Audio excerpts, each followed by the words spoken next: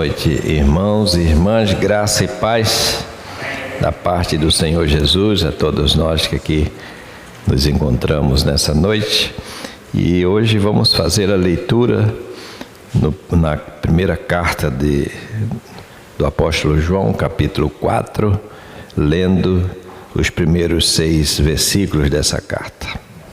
1 João, capítulo 4, a partir do versículo 1.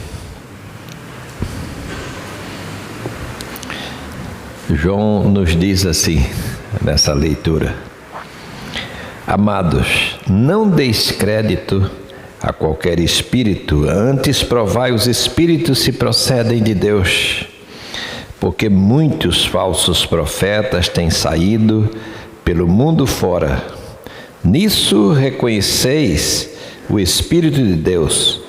Todo aquele que confessa que Jesus Cristo veio em carne é de Deus. E todo o espírito que não confessa Jesus não procede de Deus. Pelo contrário, este é o espírito do anticristo, a respeito do qual tendes ouvido que vem e presentemente já está no mundo. Filhinhos, vós sois de Deus e tendes vencido os falsos profetas, porque maior é aquele que está em vós do que aquele que está no mundo. Eles procedem do mundo, por essa razão falam da parte do mundo e o mundo os ouve. Nós somos de Deus. Aquele que conhece a Deus nos ouve. Aquele que não é da parte de Deus não nos ouve. Nisto reconhecemos o espírito da verdade e o espírito do erro. O apóstolo começa a sua palavra com essa expressão: não dei crédito a qualquer espírito. Paulo, quando escreve a sua carta a Timóteo, ele vai dizer assim: nos últimos tempos alguns apostatarão da fé por obedecerem a espíritos enganadores, a ensino de demônios. É nesse espírito, é nesse sentido que João está falando, do mesma preocupação que João tem, é a preocupação que Paulo teve ao falar com Timóteo: cuidado, Timóteo, com os espíritos enganadores, cuidado com aqueles que se apresentam como sendo bonzinhos, mas na verdade são do mal, são perversos. Cuidado com essas pessoas que chegam, se apresentando como se fosse do bem, mas são do mal. Gente que vem para enganar, gente que vem para iludir. Um espírito é uma criatura sem carne e osso. Existem espíritos fiéis a Deus, que são os anjos, e existem espíritos rebeldes, que são do mal. Os primeiros servem a Deus e os segundos servem ao inimigo.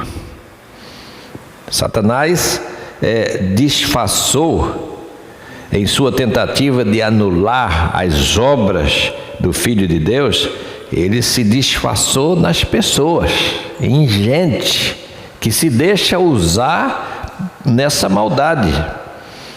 Ele tentou parar Jesus Cristo, mas como não conseguiu pará-lo, que ele não consumasse aquilo que ele veio fazer, então ele tenta aqueles a quem Jesus Cristo veio para dar a vida eterna. Então essa é uma grande luta. Nenhum ser humano está livre, irmãos, dessa luta.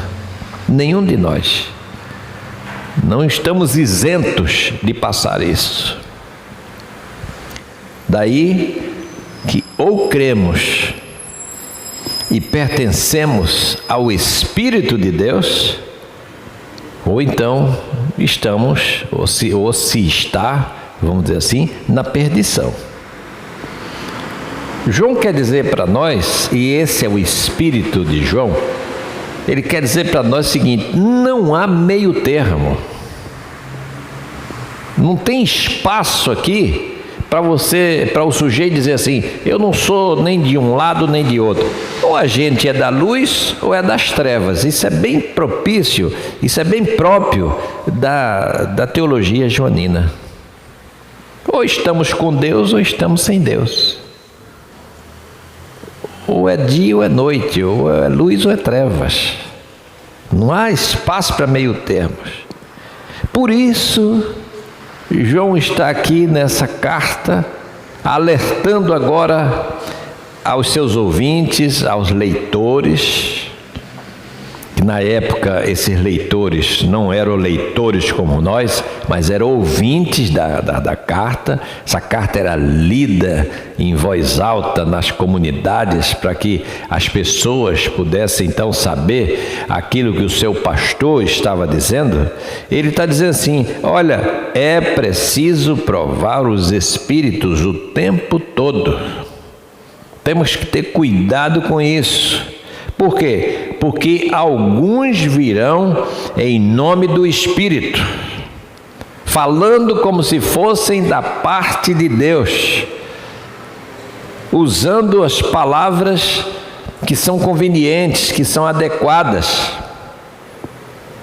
Mas pode-se provar se esses espíritos que falam o mundo fora, se são de Deus ou não são. Tem como se provar.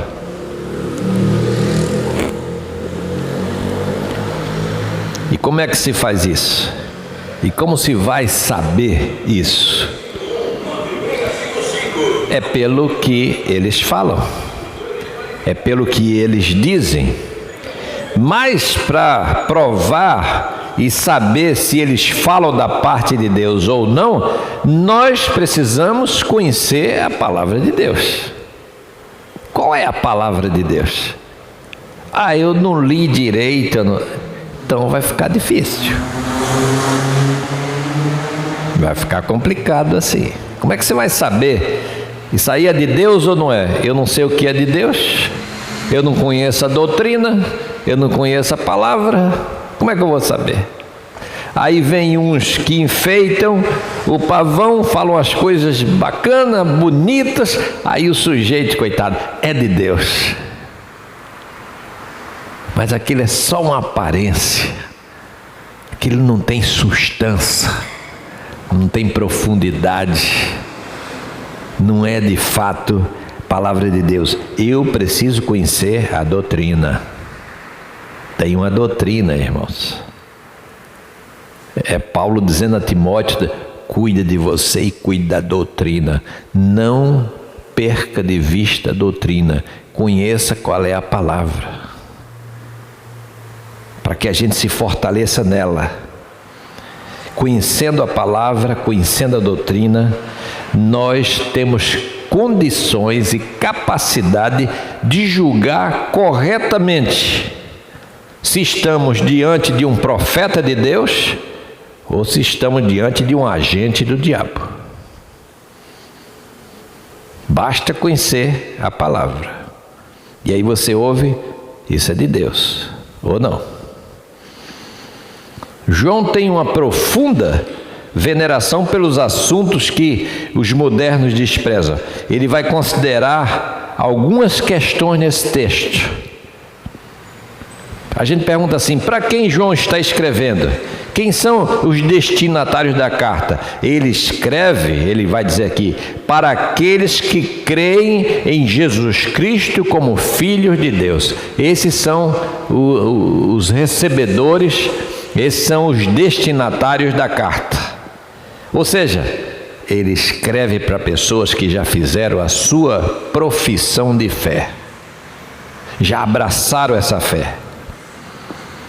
Havia nos dias de João, como não é diferente dos dias da gente hoje, uma grande mistura, uma grande confusão mistura de muitos grandes ensinamentos sobre a fé cristã, e essa mistura contribuiu para que muita gente se desviasse da verdadeira doutrina, do verdadeiro Evangelho de Jesus Cristo.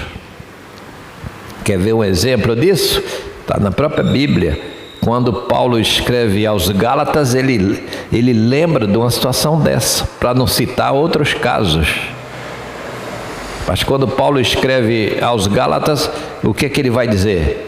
Quem foi que passou por aí e pregou outro evangelho diferente daquele que eu preguei para vocês? Quem foi que vos persuadiu para outro evangelho?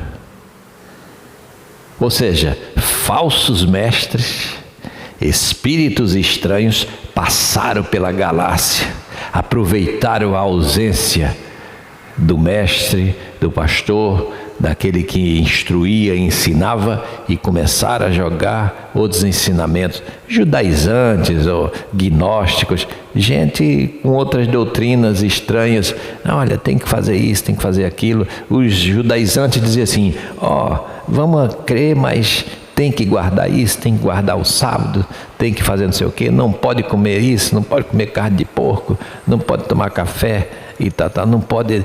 Olha, se quiser ser salvo, tem que cumprir essas coisas. Aí Paulo diz: quem foi que vos induziu? Quem foi que vos instruiu? Os Gálatas passaram por isso, e muitas outras igrejas e muitos outros cristãos passaram por isso também. Então isso era comum naqueles dias de João, era comum no primeiro século. Daí que o segundo século da história da igreja se chamou o século dos apologistas. Homens que se prepararam para ensinar qual era a verdadeira doutrina, o que era o verdadeiro evangelho, dada a confusão tão grande que estava se criando. Portanto, aqui nessa carta, João afirma que a verdadeira fé cristã deve examinar o objeto da sua devoção antes de depositar confiança nela. Ou seja, eu preciso conhecer aquilo que eu adoro para não colocar minha fé em algo estranho.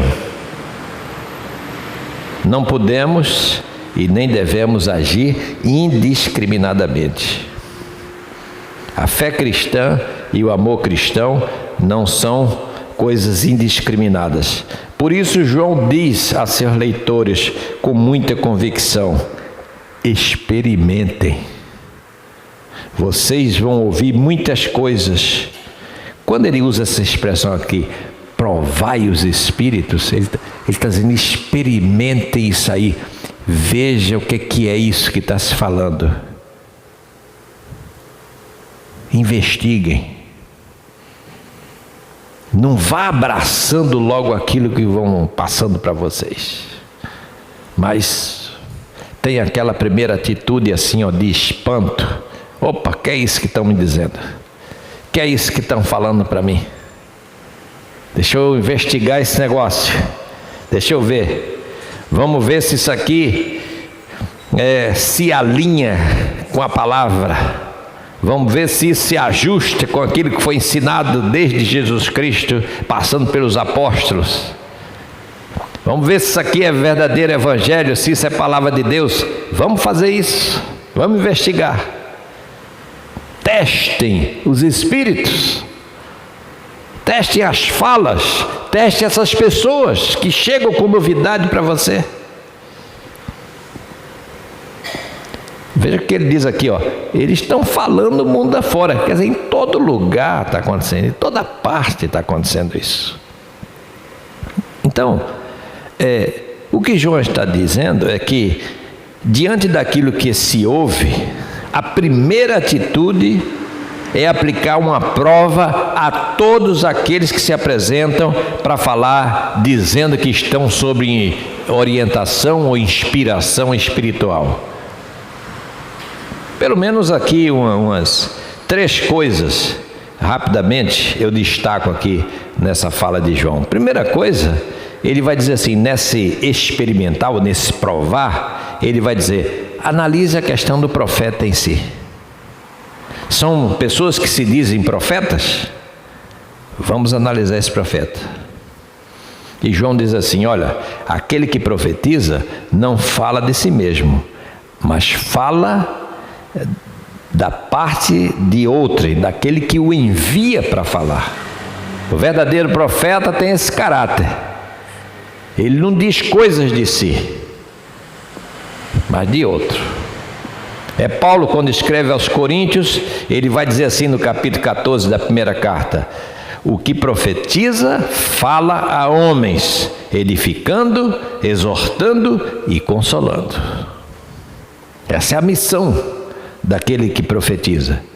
Portanto, um profeta, o verdadeiro profeta, ele é um comunicador da palavra que vem de Deus. Um profeta qualquer, ele está comunicando alguma coisa de alguém, que pode ser que não seja de Deus. Mas só que você, talvez, a pessoa não saiba. Para ela saber, ela precisa saber qual é a palavra daquele que ele está dizendo que está representando. Então, João quer fortalecer os crentes, dizendo assim, comece olhando a personalidade desse dito profeta. Porque os verdadeiros profetas são instrumentos de comunicação do Espírito de Deus. Deus falou no passado aos pais, falou pelos profetas.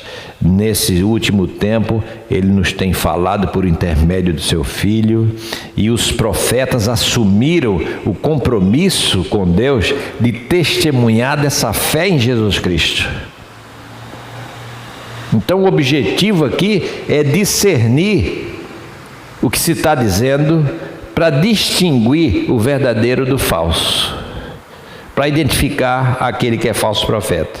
Então João diz que é preciso examinar, porque os falsos mestres iniciaram uma expedição que se pode dizer assim, uma expedição missionária. Por que missionária? Olha a expressão, os profetas estão falando em que lugar? Finalzinho do versículo 1, mundo fora. Ou seja, se espalharam pelo mundo, estão fazendo missões, a missão dele, espalhando o engano em toda parte, em todo lugar, ensinando doutrinas errôneas, promovendo o falso evangelho.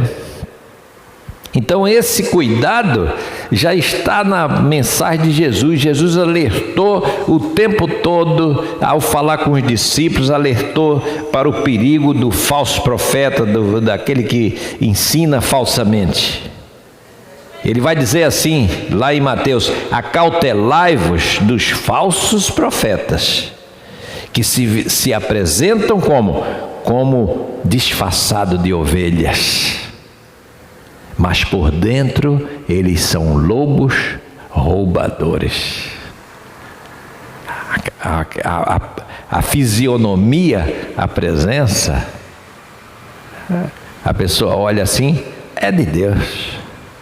E no coração, na mente, aquilo é tudo cheio de, vou induzir essa pessoa ao erro. Por isso que Jesus vai dizer em Mateus 7, mais tarde diz, por isso essas pessoas, nem todo aquele que fica me dizendo Senhor, Senhor, entrará no reino de Deus. Ou seja, porque tem muito falso profeta. Então, os falsos profetas estão aonde? Em toda parte, irmãos. Hoje a gente diria assim, usando a expressão do nosso tempo, os falsos profetas, eles se deslocam mais rápido do que os verdadeiros profetas. Eles chegam primeiro nos lugares, eles estão na mídia, nos meios midiáticos, eles estão em todo lugar. Quando você vê, eles chegaram lá, usando todo aquele equipamento, aquilo que se produz no tempo, eles estão aí, chegam primeiro, chegam nos rádios, chegam na televisão, chegam na internet, chegam em toda parte.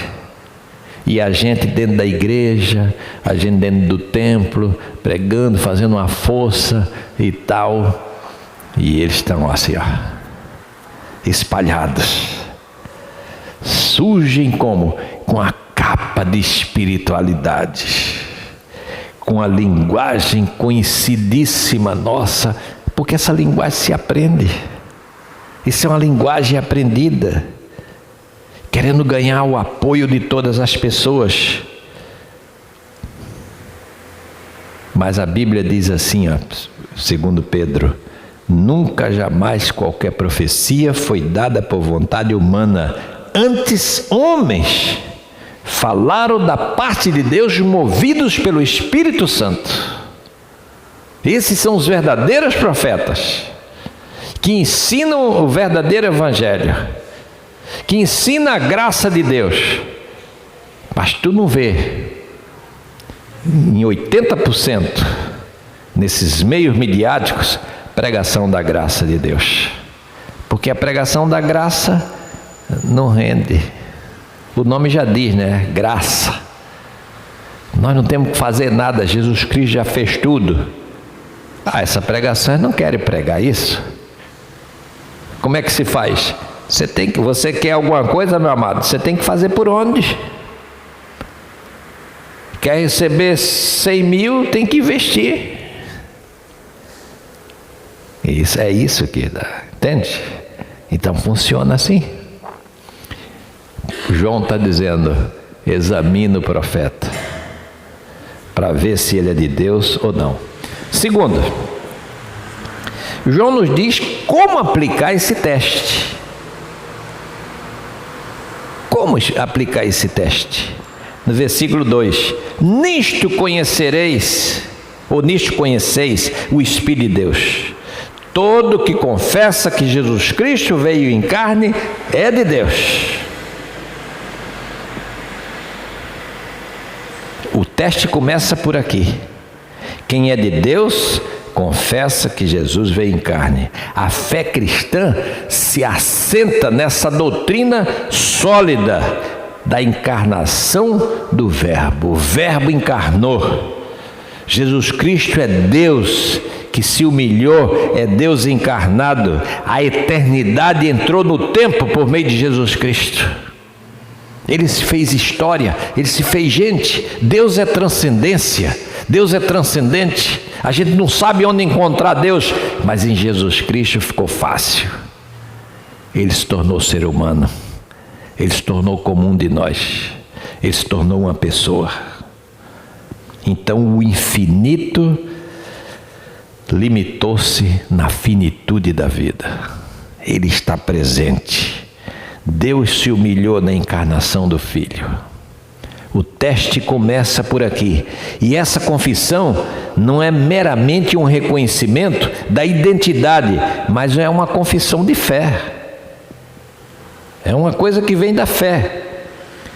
É como diz o credo: eu creio em Deus Pai Todo-Poderoso e creio também em Jesus Cristo, seu Filho. As confissões de fé das igrejas cristãs, elas começam assim. Quem somos nós? Nós cremos em Deus, Deus Pai, e cremos em Jesus Cristo, seu Filho. Isso é doutrina cristã, é fundamento cristão. João começa fazendo uma coisa bem parecida no seu evangelho. No princípio era o Verbo estava com Deus, o Verbo era Deus. Isso é uma confissão, é uma afirmação categórica. Quem é de Deus vai fazer essa confissão. Veja que eu estou falando de confissão. E por que confissão? Os demônios sabem que Jesus Cristo é Deus, mas não confessam. Sabe, tanto que quando na manifestação de Jesus, Jesus aparecia e tal, eles iam lá, falavam com ele, sabia quem ele era. Agora, confessar Jesus como Senhor, nenhum demônio vai fazer isso. Quem confessa Jesus como Senhor são aqueles que são seus, os crentes. São aqueles que creem. Então, esses demônios não adoram, não o glorificam. Isso é um trabalho daqueles que creem.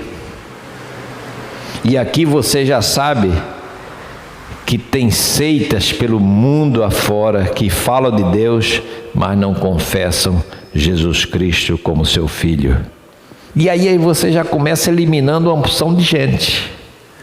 Quando você faz esse teste, aí grupo tal, grupo que não interessa dizer nome de grupo aqui, mas está fora, esse aqui está fora, esse aqui tem até nome de igreja, mas isso aqui está fora. Isso não confessa Jesus Cristo encarnado, não confessa Jesus Cristo como Senhor. Até reconhece Ele como um profeta, como um grande homem, mas isso não basta. Se não confessar Jesus Cristo como o Verbo de Deus encarnado, esse não é de Deus. E João está dizendo, prove os profetas e agora comece a provar aquilo que eles falam. Se não começam falando e reconhecendo que Jesus Cristo é Deus que se fez homem, não adianta. Esses estão fora, eliminados. João mostra a seus leitores que o contrário também é verdadeiro. Ele diz no versículo 3, e todo que confessa, todo espírito que confessa, e todo espírito que não confessa Jesus, não procede de Deus. Pelo contrário, esse é o espírito do anticristo, a respeito do qual tendes ouvido que vem e presentemente já está no mundo. Esse aqui é o contrário. Do versículo 2, aqueles que confessam. E aqui, no versículo 3, aqueles que não confessam a Jesus, esses não procedem de Deus. Veja como João assim é claro da sua teologia, né? Confessar a Jesus como o Verbo que se encarnou, esse é o princípio da fé cristã, o princípio do Evangelho. Não confessar Jesus como o Verbo encarnado, isso aí já mostra, a gente já devia estar preparado para dizer assim, isso aqui não é cristão, isso aqui não é evangelho, isso aqui não é nada. Os gnósticos no tempo de João era assim, não confessavam Jesus como Deus encarnado, dizia que era uma aparência, mas não uma encarnação de fato. Isso porque a filosofia grega dizia que Deus não podia jamais se encarnar nessa matéria, porque a matéria é má, a matéria é fonte da corrupção, da degenerescência das coisas. E aí João vai terminar esse trecho nos versículos 4, 5, 6, ele termina voltando-se para os seus leitores. Ele fala do profeta, ele fala da doutrina, aqui é verdadeira, aqui é falsa, e aqui nos versos 4, 5, 6, ele vai falar voltando-se para os seus leitores. E veja como ele começa dizendo aos seus leitores, filhinhos, vós sois de Deus. É como se ele dissesse assim, preste atenção, vocês são de Deus. Vocês confessaram a Cristo. Então, desse jeito, não é para nenhum falso mestre ter êxito sobre vocês. Vocês foram doutrinados. E João foi o autor dessa doutrina. Vocês estão assentados na palavra, orientados pelo poder do Espírito Santo. Vocês têm o Espírito Santo. Vocês têm o Espírito de Deus. Ou seja, tem tudo que é preciso para não se deixar enganar por esses falsos mestres. Somos cristãos, abraçamos essa fé, cremos em Jesus Cristo, por isso temos o Espírito Santo, não podemos deixar nos enganar. Temos que resistir a isso. Os espíritos desse mundo falam por aí afora ensinamentos atraentes, ilusórios, pregam o erro, pregam a riqueza, pregam o dinheiro, pregam a prosperidade humana. E com isso tem muita gente enriquecendo com essas histórias. fala o nome de Deus constantemente, mas não tem nada a ver com Ele. O livro do Provérbio diz assim: o temor do Senhor é o princípio da sabedoria. Quer ser sábio? Tema a Deus. Comece a sabedoria temendo a Deus. Busque conhecê-lo. Conheça os seus atributos, sabendo que Deus é Espírito eterno, imutável, onipresente, onisciente, onipotente, santo, bom, soberano, sábio, paciente. Conhecendo esse Deus, se fortalecendo nessa palavra, nessa doutrina. Agora, e os falsos mestres, como é que eles fazem? Os falsos mestres falam de porções selecionadas da Bíblia. Ó, isso aqui nós vamos falar. Isso aqui pode falar. Isso aqui, não, isso aqui deixa. Fala nada. Então escolhem aquilo que vão falar. Por quê? Conveniência. Isso aqui convém falar, isso aqui não convém falar. Nunca vão fazer um estudo da Bíblia assim, por parte. Não. Faz aquela seleção e vamos, né? Usam a Bíblia assim. São mensagens parciais. Falam que Deus é bom, isso é verdade. Mas não fala que Ele é justo, que Ele ama a justiça e que todo aquele que pratica injustiça será condenado. Porque senão estariam falando contra si mesmo. Eles não estão fazendo justiça, nem estão sendo justos nas suas ações. Não são justos no que falam, nem são justos naquilo que fazem. Pelo contrário, o que fazem é um escândalo. Uma vergonha para o Evangelho. João está dizendo, olha, preste atenção nisso. Mas ele diz, mas nós não somos assim. Ele diz assim, olha, nós somos de Deus. Nós estamos edificados sobre o fundamento que foi lançado pelos apóstolos e pelos profetas. E esse fundamento é Jesus Cristo, que é o nosso Senhor. Portanto, a gente se lembra daquela orientação que nos vem lá da carta a Filadélfia, no capítulo 3 de Apocalipse. Guarde aquilo que você tem. Apocalipse 3:11. Guarde aquilo que você tem. E aí a gente pergunta, o que é que nós temos? Porque você só pode guardar alguma coisa se você tiver. Se não tiver nada para guardar, vai fazer o quê? Não tem nada para guardar. Então não tem, vai guardar nada. Mas se você tem essa fé, guarde essa fé. Nós temos a fé no Filho de Deus. Então não deixe que ninguém tire isso de você. Não perca a sua fé. Guarde aquilo que você tem. Não abra mão dos seus princípios, seja quem for que venha ensinar outras coisas. O Evangelho, irmãos, na sua mensagem, ela não muda. O que muda são as metodologias de pregar o Evangelho. Mas o coração da mensagem, esse não muda.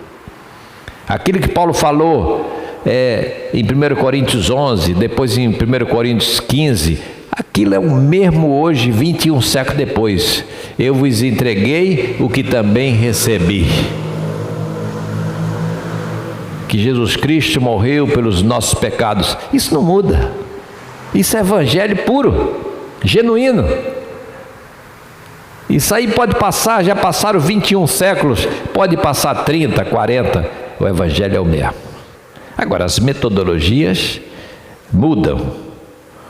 Então guarde essa sua fé. Você foi edificado na fé cristã genuína.